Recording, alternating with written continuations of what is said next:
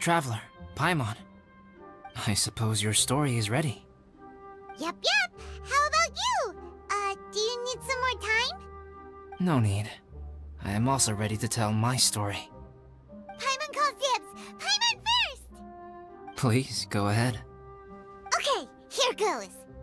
Once upon a time, there was an evil researcher who went into the mountains and did a crazy experiment on whopper flowers to transform their appearance. After a lot of pain and suffering, the whopper flowers finally took on a human form. Then they stood by the side of the mountain to wait for unsuspecting bypassers. To whoever spoke to them, they would ask them questions such as, "Who am I? Who are you?" If the bypasser got the wrong answer, the last sound they'd make would be a yelp before the whopper flower ate them alive in one bite. Ooh, truly frightening. What the? You two aren't scared at all! Don't go nitpicking, okay? If you didn't like the story, go write your own!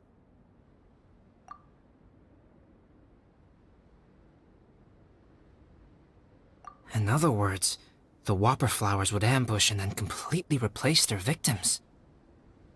And then what? Go back to where the person lives? Enter their home? Eat their whole family? Paimon made up this story, but now Paimon's the one who's scared by it. It's a good story. May I write it down? I may bring it up in future conversations. What for? Just to scare people with? Yes. You've got a real mean streak, Albedo. Mine is a little longer than yours. It starts with an alchemist. A great alchemist once created Subject 1. Subject 1 was her proudest achievement, and successfully blended into human society. No one ever would have thought that this friend of theirs was in fact a synthetic human. However, unbeknownst to Subject 1, the alchemist had tried the same experiment many times before he had come into being. Some of the rejects from failed experiments had been discarded, but had not died. Subject 2 was one such failed experiment. He was swallowed by a great dragon that came to rest upon a snow-swept mountain. Many years later, he was resurrected by the dragon's mysterious power. He saw all kinds of people on the mountain, including Subject 1, who had somehow miraculously blended in among them. Never in Subject 2's wildest imagination had he thought it possible for experimental life forms such as they to deceive everyone so successfully. He saw the way humans accepted Subject 1 as a friend, witnessed their affection as they addressed him by name. This was what Subject 2 wanted. Now, all that Subject 2 desired was to replace Subject 1 and take the joy of his existence for himself. This is giving Paimon the chills. So scary. Subject 2 began to unfold his plan. He stole Subject 1's books and notes, and studied all that Subject 1 had learned from the alchemist. Subject 2 was highly intelligent, and he learned quickly. He changed his face into an exact replica of Subject 1's face. Then, he found a plant with mimicry capabilities, and transformed it using dragon blood and alchemy. And so, not only did Subject 2 transform his own appearance to perfectly match that of Subject 1, he also created a third entity, Subject 3. What? There's 3 of them now? But Subject 2 wanted to become a perfected human. So, he erased a mark on both his and Subject 3's necks. For these marks were symbols of imperfection. In my view, it was probably a subconscious act, an instinct. He so desperately craved to become a perfect human being that he forgot something. Human beings are defined by their flaws. Subject 2's plan was meticulously crafted. Subject 3 would draw Subject 1's attention. After Subject 1 disposed of Subject 3, he would assume the threat had now disappeared and would let his guard down. The next moment that Subject 1 was alone, Subject 2 would make his move. He would eliminate Subject 1 and become the only one remaining. He would secretly replace the Subject 1 of everyone's memories and inherit his identity, residence, clothing, sword, name, and friends. People would have no idea that the individual they knew had become somebody else from one day to the next. This is way too scary. Paimon's never gonna be able to trust anyone again. But just before Subject 2 could carry out his plan, a unique stranger entered the mix. Subject 2 tried to make contact with this person, but found that they could somehow sense he was different from Subject 1.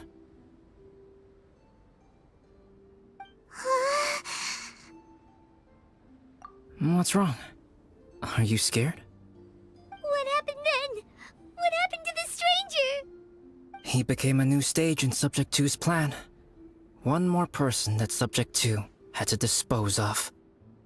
It's as if there were 3 identical roses in a garden. Only one of the 3 was a fine specimen, while the other 2 were defective specimens that bore poisonous thorns. In all the world, only the gardener who tended to them could tell which was the good specimen. People do not like poisonous plants. Only a perfect rose can fetch a high price. If the inferior specimens wanted to conceal the fact of their worthlessness, they would have to take the gardener out of the picture, using their poisonous thorns. This is exactly what Subject 2 was thinking. So, he hid in the shadows and waited patiently. Maybe soon, he would get his chance to become truly human.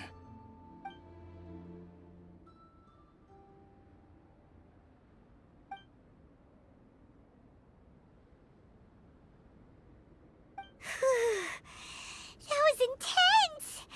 So what happened after that? Did Subject 2's plan succeed? Paimon can't bear thinking about it! Fortunately, it is just a story.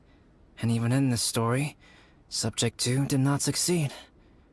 But you can never let your guard down on Dragonspine. Monsters mutated with Durin's power and blood are also creatures of Rhine-Daughter, just like me. You must beware of all such creatures. I'm glad to hear that. It's okay. I know what I am. You and I are both different, so there is no need for me to hide the truth from you. The only thing is that sometimes, when I think about how mighty the power of alchemy is, I feel so small. As beings who set foot in this world, how arrogant are we in desiring to control our destiny and in desiring to create?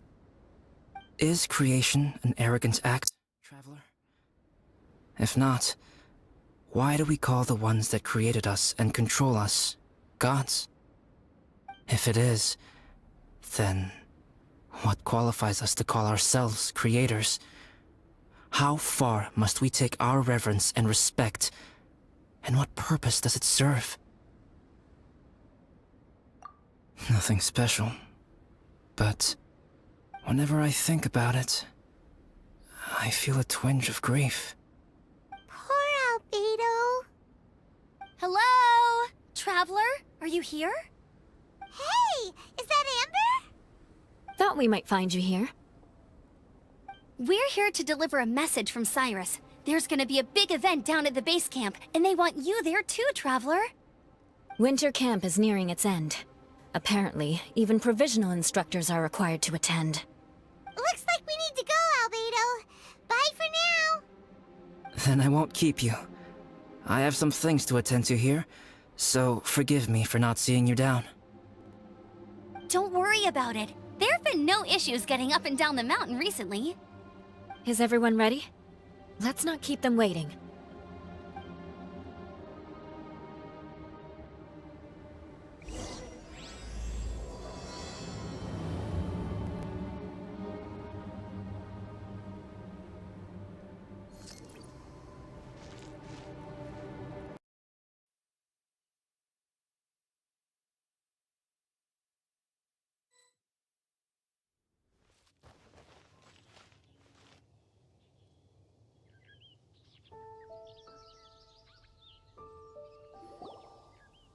Huh? Who is this guy?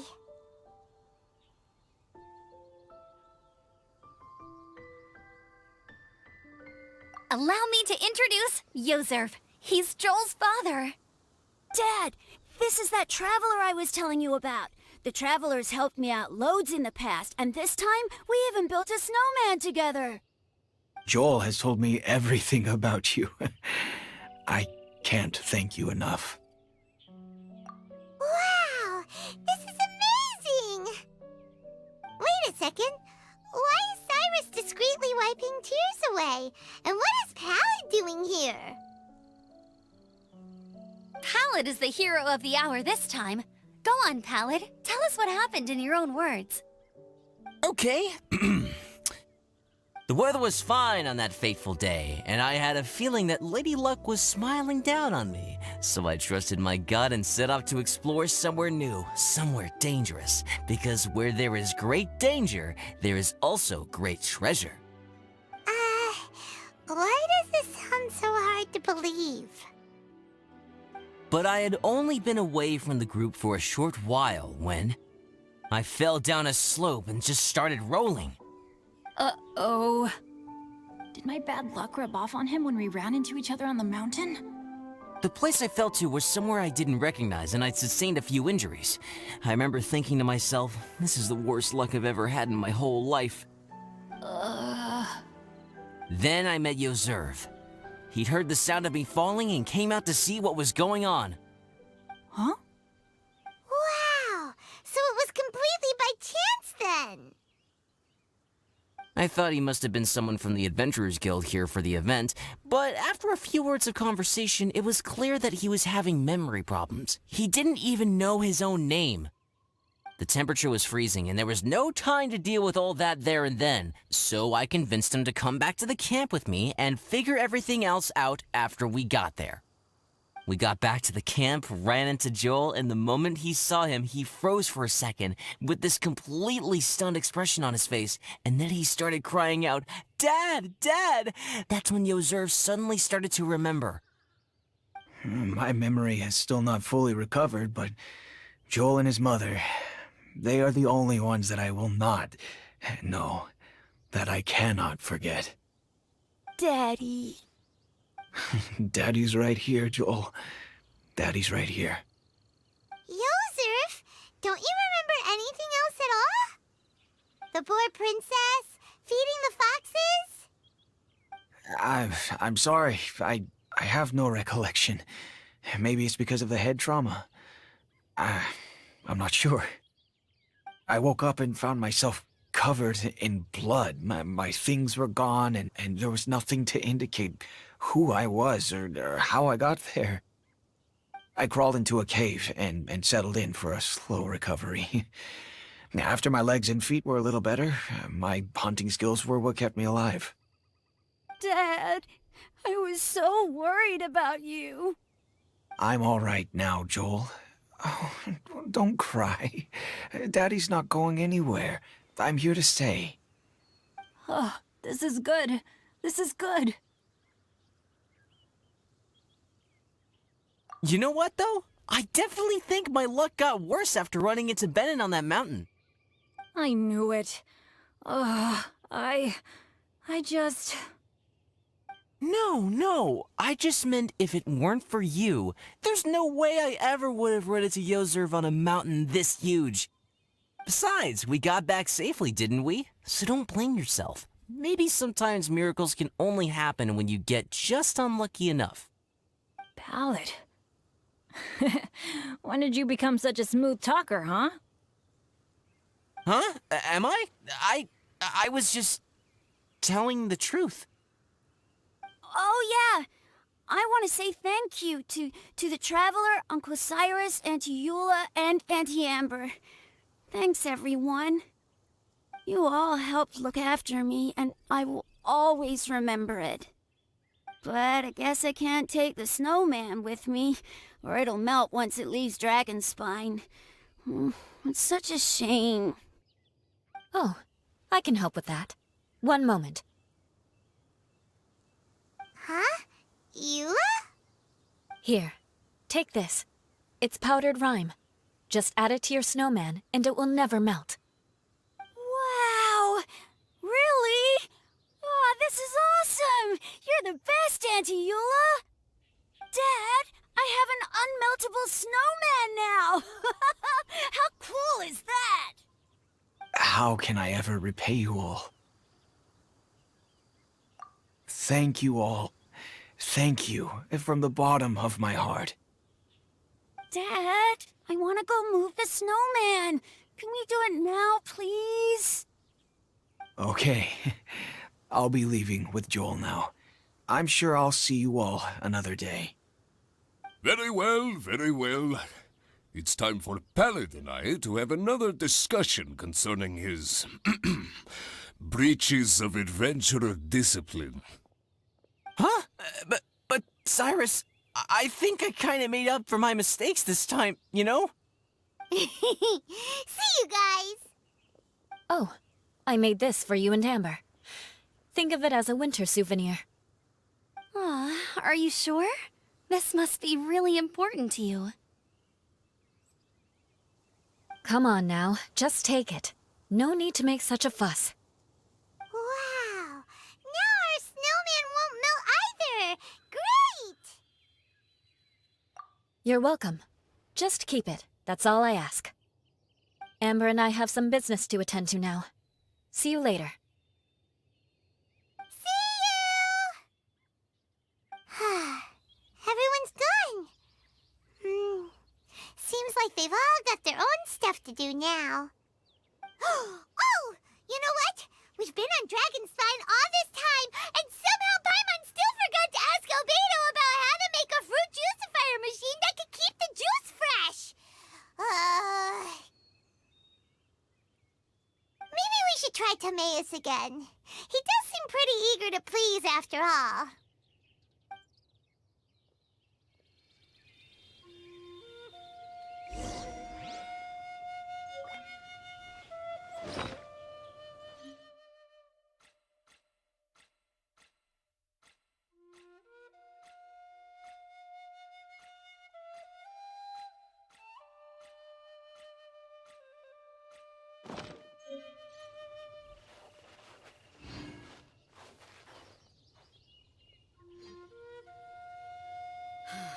If only we had some help here.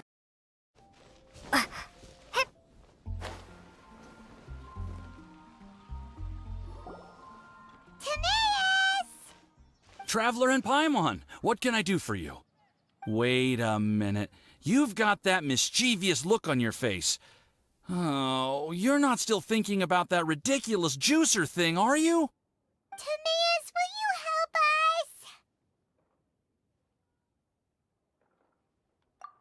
Well, if the Traveler isn't really interested, then, yeah, maybe I'll give this one a pass.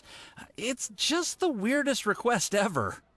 No, but Paimon's Sunsettias are gonna go to waste without it. And the time it would take me to research something like that, I could probably pick those Sunsettias again 10 times over. New research project, Timaeus? We meet again. Oh, Albedo, thank goodness. So the situation is, Paimon wants a machine that can turn fruit into juice and keep the juice fresh. I mean, surely it's... Majorly important, that's what it is. If you can manage to invent this, we'll never have to worry about fruit going bad ever again. That's impossible.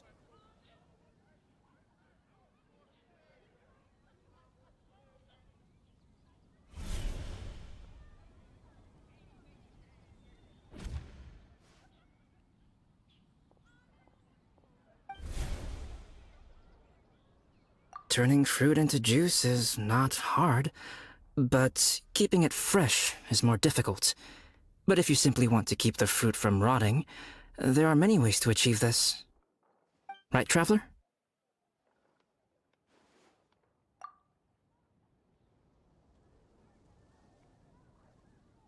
What about his neck? What's wrong? Is there something on my neck? From the look on your face, it's as if you thought I just played a practical joke on you that was in exceedingly poor taste. Albedo, you were saying, how do you stop fruit from going bad? Well, one way would be to bury your fruit on Dragonspine, where the snow never melts all year round. But then Paimon won't be able to eat them! You could always live on Dragonspine. No, too cold for Paimon. Or you can give the fruit to me, and I would take it to Dragonspine for you. But since you don't like the cold, you'd have to send someone else to pick them up when you want them. This is where you come in, Traveler. Suddenly sounds a lot more feasible with other people doing all the work. Okay then, shall we go with that idea? Fruit buried on Dragonspine will stay fresh for much longer. However, it is also possible that the fruit will sprout and grow into fruit trees. Who knows? Maybe the next time you visit, it will have grown into an orchard. You can water the trees, add fertilizer, and when they finally bear fruit, you will have some fresh Sunsettias. No way! Then Paimon will have to be a gardener. That's not the goal here. Oh? Well, I don't think being a gardener is so bad.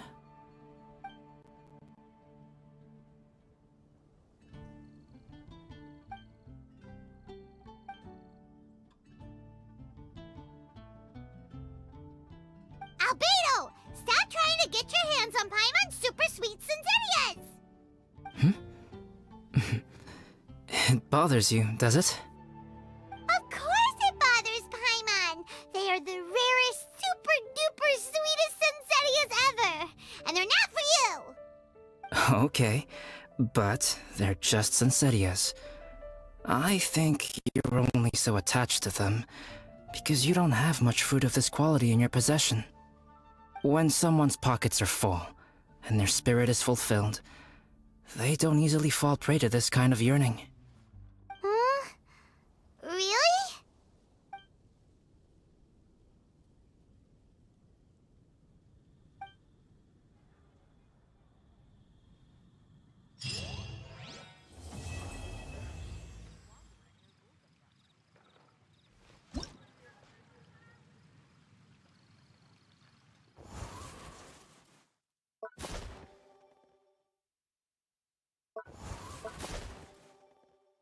As the most prosperous commercial port in all of Tibet.